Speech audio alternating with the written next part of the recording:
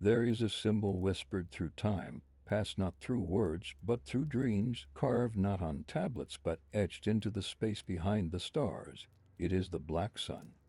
Sol Niger, and though it burns without flame and casts no light, its gravity pulls at the deepest recesses of our ancestral memory. To the uninitiated, it is a paradox. How can a sun be black? But in the twilight temples of forgotten orders, in the alchemical laboratories hidden beneath cathedral floors, and in the cloistered cells of Gnostic seers, it is known that not all suns illuminate, some suns consume. The mystery begins not in the modern era, nor in the catacombs of Renaissance occultism, but long before the pyramids aligned themselves to Orion, before Babylon measured the heavens, before even summer's first clay tablets dried in the breath of the gods. In the primal time, when the world was new and myths walked with men, there were two suns, one of gold, one of shadow. The golden sun ruled the outer world, agriculture, warmth, the measured passage of days. But the black sun was said to dwell beneath, in the hidden strata of reality, the source of dreams, visions, madness, and revelation. It was a son of the underworld, the silent watcher behind the veil of physical light. In the teachings of the Hermetic arts, this sun is not a star, but a spiritual principle, an inner force of Nigredo, the first stage of alchemy, a descent into the dark, where the ego dissolves and matter dies to be reborn. The black sun, then, is not death, but transmutation through shadow. It is the devourer of illusions. Ancient civilizations encoded this knowledge in their myth. The Egyptians spoke of Khepri, the scarab who pushes the sun across the sky, but beneath him was Apep, the serpent of darkness who attacks Ra each night. In the Vedas, Agni burns bright, but is always preceded by Kali, black and devouring. Even the Mayans, whose cities aligned with solar cycles, buried blackened obsidian mirrors in tombs, portals perhaps, to a hidden solar force, invisible to the eye but seen in ritual intoxication and death. The oldest depiction of the black sun is perhaps not a drawing at all, but an absence, a silence preserved in the stone wheels of the Nebraska disk, unearthed in the hills of Germany. Among its gold inlays of the moon and stars, scholars found a strange arrangement, an arc, a mask, a dark presence. Hidden among these ancient astronomical signs may lie one of the earliest veiled references to the solar force behind the sun, not of heat, but of essence, a force not of physics, but of spirit. But such a presence could not remain visible. As civilization embraced the outer light, it feared the inner. Religions, once bearers of cosmic dualities, began to deny the dark divine. The black sun was buried, branded demonic, its rites condemned, its names erased, and yet, in the stained glass of medieval cathedrals, in the spiraling glyphs of Mesoamerican codices, in the sudden black disks of solar eclipses revered by oracles, it lingered. And so we begin not with answers, but with an echo, a whisper from beneath the light we think we know, an invitation to descend. The black sun calls not to be worshipped, but to be found. Not in the sky, but within the labyrinth of the soul. Our journey is only beginning. The path toward the black sun is not upward, but inward and downward. It is a descent into what the alchemists called the prima materia, the unrefined substance of being, chaos before cosmos. In this phase, the initiate enters the cavern, the crypt, the tomb, not as punishment, but as passage. Eclipse of the known, the moment when the visible sun is swallowed by shadow, is the threshold through which the mystery begins to unfold. In the esoteric texts of the Rosicrucians and the hidden chapters of the Corpus Hermeticum, the journey of transformation is always initiated by darkness. The sun must die. The soul must undergo a symbolic eclipse. This is the moment of Nigredo, the blackening, where identity fractures, masks fall, and the alchemical fire consumes the false gold of ego and illusion. The ancient initiates knew this. In the Eleusinian mysteries of Greece, Initiates were blindfolded and led through subterranean chambers, where they would die before dying, a ritual descent echoing P. Persephone's plunge into Hades. Mystery was not in the return of light, but in what was encountered in the abyss, the seat of new perception. For it is in this sacred darkness that the black sun begins to reveal itself, not as enemy of light, but as its hidden source.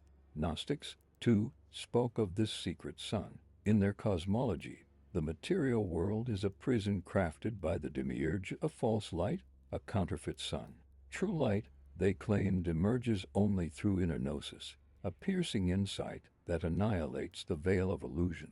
The black sun was not worshipped, for it could not be objectified. It was a state of being, a force that cracked the shell of the soul and allowed divine light to seep through the wand. This motif echoed across cultures and ages. The Aztecs spoke of previous suns, epochs of humanity destroyed by cataclysm. The fifth sun, they believed, would end in darkness. But darkness was not the end. It was the prelude to rebirth. The Hopi, too, awaited the return of the red Kachina, whose dance would signal the reappearance of the hidden sun, not in the sky, but in the heart of humanity, when the great purification came. In hidden caves across Europe, Paleolithic shamans painted not only animals and stars but black disks, spirals, and concentric suns. Were these primitive solar depictions, or records of altered states, visions seen in trance beneath the earth? In the darkness of the cave, the black sun becomes visible, not to the eye, but to the inner vision. Carl Jung would later interpret the black sun as a psychological symbol, the alchemical soleniger representing the confrontation with the shadow self, the descent into despair, loss, and chaos that precedes individuation. One does not become enlightened, he wrote, by imagining figures of light, but by making the darkness conscious. The black sun is that consciousness, devouring, yes, but also birthing. Through the descent, the initiate becomes aware of a deeper law, that light and darkness are not enemies, but phases of the same eternal pulse, just as the serpent sheds its skin. The soul must shed its illusions, and in the moment of deepest night, when all seems lost, the hidden sun begins to rise, not from the east, but from within. We are only beginning to understand this solar enigma. Its presence lies not in myth alone, but in the architecture of temples, the geometry of mandalas, the arrangement of forgotten cities. The black sun has always been here, waiting, watching, calling, and now we follow its trail.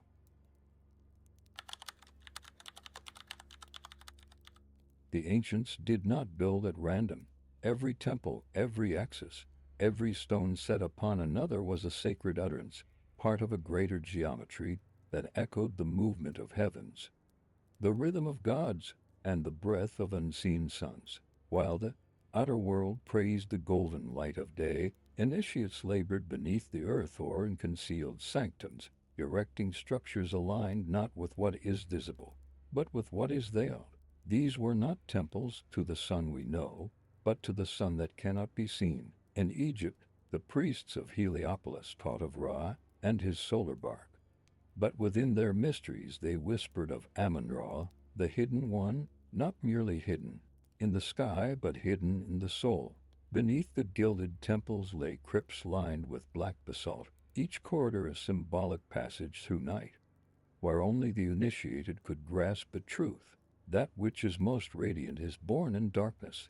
The temple of Hathor at Dendera bears a zodiac ceiling so precise, it captured not only stars, but eclipses, the exact intervals when the sun is swallowed. Beneath it, underground chambers lie sealed with forgotten rites, perhaps not of worship, but transformation. For the temple was never a house of prayer, it was a machine for the soul, a transmutation engine where the black sun did not shine, it pulsed elsewhere. The megaliths of Göbekli Tepe predate the written word, yet speak in symbols.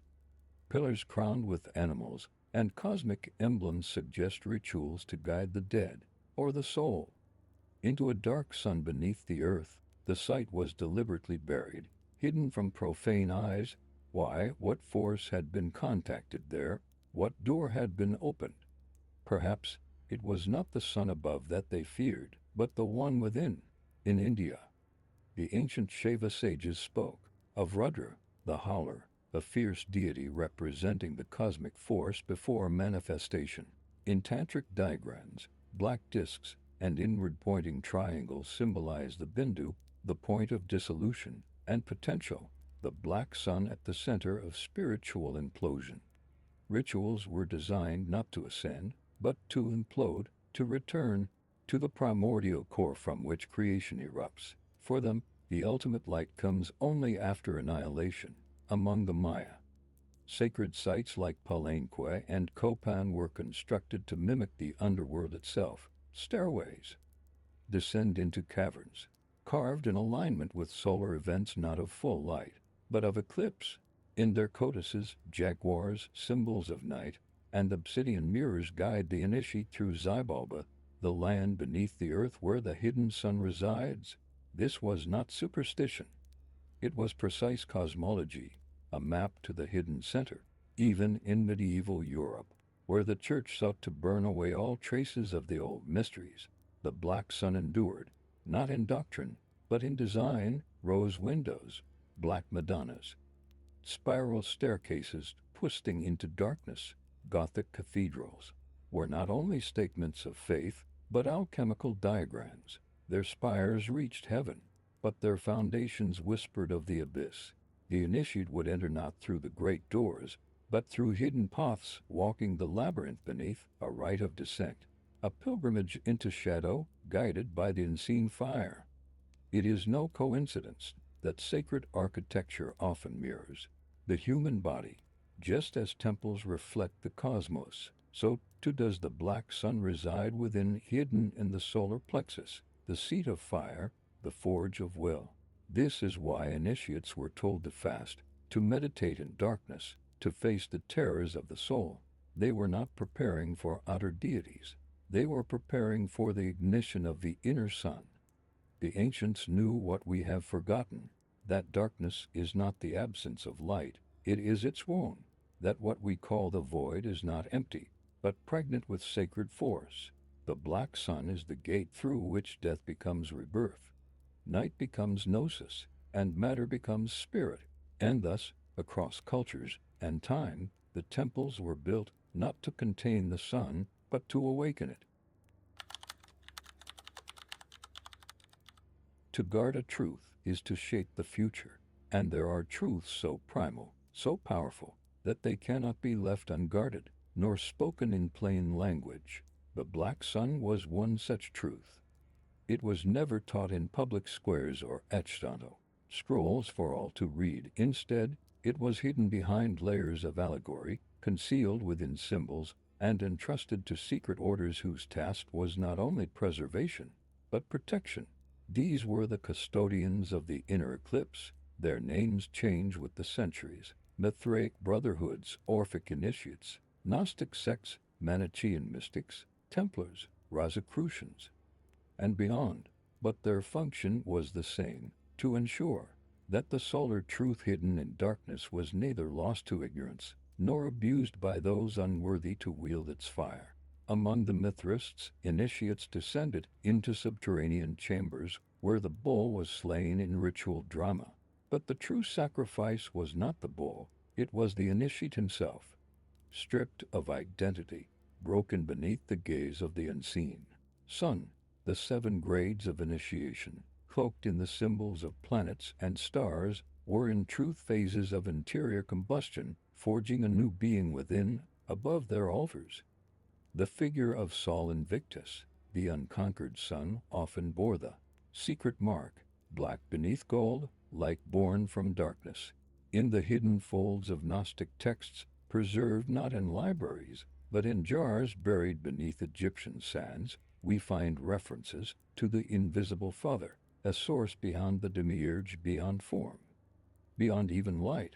The Gnostics taught that the soul could only escape the archons, the false rulers of this world, by passing through layers of darkness with knowledge as flame.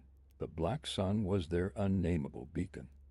the light that was not a light, but a knowing, and the orders that preserved this flame were hunted, exiled, erased, not because they were wrong, but because they saw too much. The Templars, those armored monks of Jerusalem, were accused of heresy not merely for denying dogma, but for secretly venerating a head called Baphomet, a symbolic container of hidden wisdom. Within their geometric fortresses aligned with solstices and silent stars, they are said to have conducted nocturnal rites beneath black banners emblazoned with strange suns, not of this world. Though much has been buried beneath centuries of distortion, fragments remain, documents hinting at dual suns, one visible, one hidden, and of an inner light that only reveals itself when all outer lights are extinguished. The Rosicrucians, emerging from the ashes of Europe's spiritual wars, veiled their doctrine in manifestos encoded with sacred geometry, planetary correspondences, and subtle inversions. Their symbol, a rose blossoming upon a cross, concealed the same secret. The soul, crucified in matter, could only bloom through the alchemy of darkness. In their inner circles, whispered references to the Sol Niger reappear, echoing the words of the Tabula Smaragdina: its father is the sun, its mother the moon. The wind carried it in its belly, a sun not of flame, but of spiritual gravity. In Tibet, the Jagan masters spoke not of ascent, but of collapse, the dissolution of form into the primordial clear light, which paradoxically reveals itself through darkness. The black Fonka paintings, rarely shown and often sealed, depict suns with 8 rays, encircled by shadows, the central void beckoning not fear but rapture. These orders did not worship the black sun. They did not name it. They became it, through ritual death, symbolic burial, and spiritual combustion.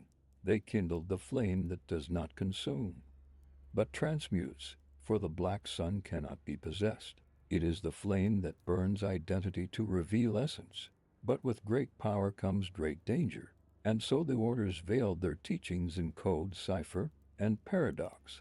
The language of the mysteries was never meant for the masses, only for those who had already passed through fire. Yet echoes remain, symbols carved into old churches where they should not be, frescoes with inverted suns, manuscripts that speak of a dark star rising in the soul of man, and scattered among these relics, the recurring motif, the eclipse, the black disk, the radiant void, not as end, but as passage. The guardians have faded, but the path remains, buried not in stone or scroll, but in the architecture of the self. There is a moment brief and trembling, when the golden sun vanishes from the sky, when birds fall silent, winds change direction, and even the earth seems to exhale in awe, a solar eclipse. An ancient omen, feared and revered, was never merely an astronomical event. To the initiated, it was a ritual mirror, a gate, a sign that what is above can collapse into what is within. The eclipse was sacred because it revealed the black sun, not as a visible object, but as a symbolic force emerging when light surrenders to shadow. The sudden black disk in the heavens was a cosmic eye opening not upward, but inward. Ancient priests and mystics gathered beneath the eclipses in silence, in trance, in ritual ecstasy, not to watch, but to enter, for in that moment the veil thinned, and what normally hid behind light could speak. Alchemical texts describe this moment with reverent dread. In the cryptic diagrams of Atalanta effusions and the shadowy figures of the Rosarium Philosophorum, we find repeated imagery: the union of opposites beneath a dark sun, a king and queen conjoined beneath its rays, a child of fire and shadow is born. The conjunctio, or sacred merging, is only possible when the alchemical forces dissolve. In Negredo beneath the eclipse, the black sun, then, is not the end of light, but the womb of gold. Consider the alchemical process. It begins with calcination, the burning away of dross, then dissolution, separation, and putrefaction, all under the dominion of blackness. This is the spiritual eclipse, The initiate is stripped of identity, purpose, even hope, left in the void. They must surrender, not to death, but to transformation. The darkness is not cruel. It is necessary, for only what has been broken can be reforged. The eclipse reappears in myths as the descent into the underworld, Osiris dismembered and reborn, Inanna stripped of her garments at each gate of Ereshkigal, Christ descending into hell before resurrection. The motif repeats not for drama, but because it reflects a truth deeper than history. Before ascension, there must be obliteration. Yet what emerges from the eclipse is not a return to the old. The alchemical gold, the lapis philosophorum, is not material, it is metaphysical. It is the self made whole through dissolution. The black sun is the crucible within its darkness. The opposites are not destroyed, they are reconciled. In ancient eclipse rites practiced in secret among the Chaldeans, Druids, and later in esoteric Sufi circles, initiates would fast, enter isolation, and meditate at the moment of totality. Their goal was not observation, but union, to merge. With the archetypal force passing overhead, the shadow was not feared, it was embraced, for in that embrace lay the sacred truth. The light that returns is not the light that left. Modern science tracks the mechanics of eclipses, but the deeper meaning is lost. The alignment of sun, moon, and earth is not merely geometry. It is symbolic resonance, a rare moment when the cosmic clock strikes the dark hour of initiation. And in those few minutes, the outer sun disappears, revealing the presence of the hidden one. In that silence, if one listens, one may hear the echo of the black sun pulsing in the bones of the earth. And within ourselves, too, this eclipse is mirrored. When we face loss, breakdown, the collapse of all we believed, this is the personal eclipse, the dark night of the soul, and in it, if we do not flee, we find not despair, but the first glimmer of the inner sun rising from within the ashes. What lies beyond this eclipse is not merely survival, it is transmutation. The next veil lifts soon. Every myth is a cipher, every legend a layered veil concealing more than it reveals. Beneath their fables and gods, ancient myths encode the perennial teachings, and among the deepest, darkest of these codes lies the mystery of the black sun, rarely named, never literal. It appears cloaked in paradox, a flame that burns cold, a light from the abyss, the sun that shines only in the land of the dead. To trace it, we step first into the oldest stories, not those written, but those remembered in bone and dream. In the Nordic sagas, Ragnarök does not begin with fire, but with a fading of the sun. The Völuspá speaks of the sky darkening, the stars vanishing, and the earth trembling beneath a twilight that is not evening but extinction. And yet, the prophecy is cyclical. After the wolf swallows the sun and gods fall, a new earth rises. From the sea, the surviving humans see the dawn of a new sun, more radiant than the last. But what gave birth to it? The myth is silent. The wise knew the black sun, concealed in the collapse. In the Egyptian mythos, after Ra journeys each day across the sky, he sails through Duat, the underworld at night. Here he battles Apep, the devourer. But few understand, his solar bark is to fold, one for the visible day, and one for the hidden night. In the hidden bark, Ra becomes Khepri, the black beetle, carrying the potential for light through the realm of shadow. The black sun moves not through space, but through the river of death. Hesiod's Theogony hints at a chthonic force before even Gaia, chaos, the gaping void. From this yawning darkness, all light and form emerge, not just cosmologically, but spiritually. The black sun is chaos remembered, the primal source that precedes all creation. It appears again in the Orphic hymns, where night next births creation, seated on a throne of black wings, beneath which glows a luminous void. In Hindu cosmology, the story of Rahu and Ketu, the serpent demons who cause eclipses, illustrates the same deeper pattern. Rahu seeks immortality, disguises himself to drink the nectar of the gods, but is beheaded by Vishnu. His head and body severed, continue their motion across the sky, occasionally swallowing the sun and moon. The eclipse becomes not a curse, but a reminder of transcendence stolen from the gods. Rahu is exiled into darkness, but gains cosmic influence, another shadow bearer, hiding a sacred key. The black sun also speaks through the mystery cults.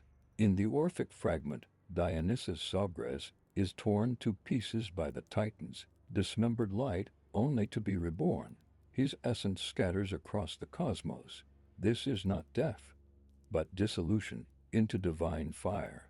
In the moment of his shattering, the black sun manifests a light beyond form, beyond self. It is the same dissolution the initiate undergoes in mystery rites, a divine undoing. Even in the myth of Lucifer, the morning star, the light bringer, there echoes the archetype of the black sun, not as the devil of doctrine, but as the one who falls from heaven bearing forbidden light. The apocryphal book of Enoch tells of watchers descending to earth, mingling with mortals, bringing fire and knowledge, and being cast down. The light of Lucifer is inverted, blackened not by evil, but by exile from divine order. Yet still, it burns. In all these myths, the pattern persists, a light concealed within darkness, a fall that is not loss, but transfiguration, a descent that births awakening. The black sun is never named because it is everywhere, hidden in the eclipse of Apollo, in the wine-dark madness of Dionysus, in the stillness of Shiva's eye, in the cavern of Mithras, and in the crucifixion darkness at Golgotha, where the Gospels whisper, and there was darkness over all the land. The deeper we go, the clearer it becomes. The black sun is the myth beneath all myths, the archetype behind every sacred death and hidden resurrection. It is the silent center of the mythic wheel, motionless, yet turning the cosmos. But to truly grasp its meaning, we must now step beyond stories, into the language of symbols, numbers, and encoded vision, the maps left by those who glimpsed the black sun not as metaphor, but as reality. Symbols speak where words fall silent. In every age, when truth grew too dangerous, it was not erased, it was encrypted, hidden within geometric mandalas, sacred alphabets.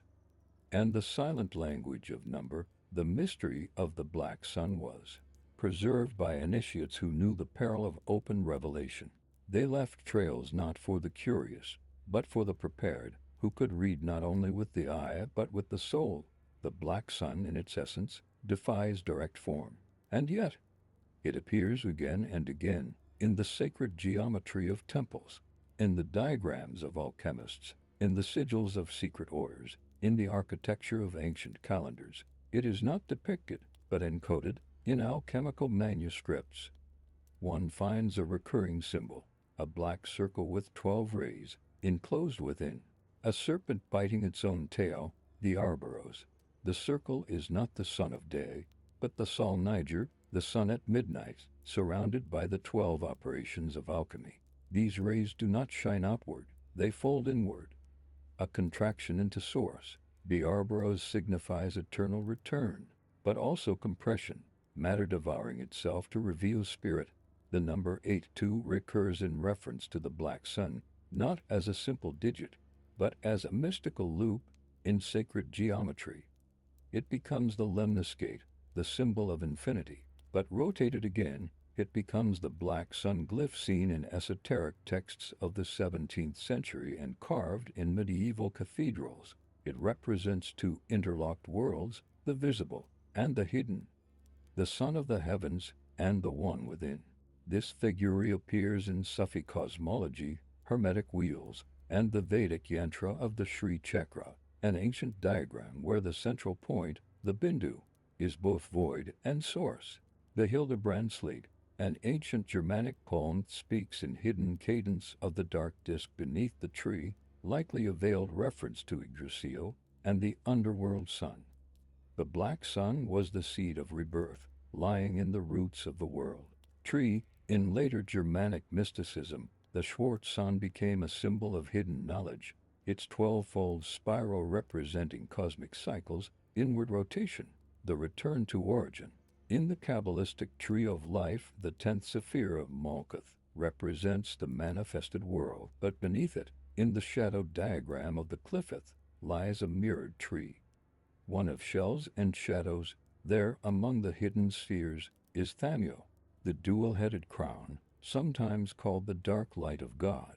This is not demonic in its purest form, but a force of divine negation, a cosmic crucible. Some secret traditions considered this the domain of the Black Sun, not evil, but preform, a sacred decreation.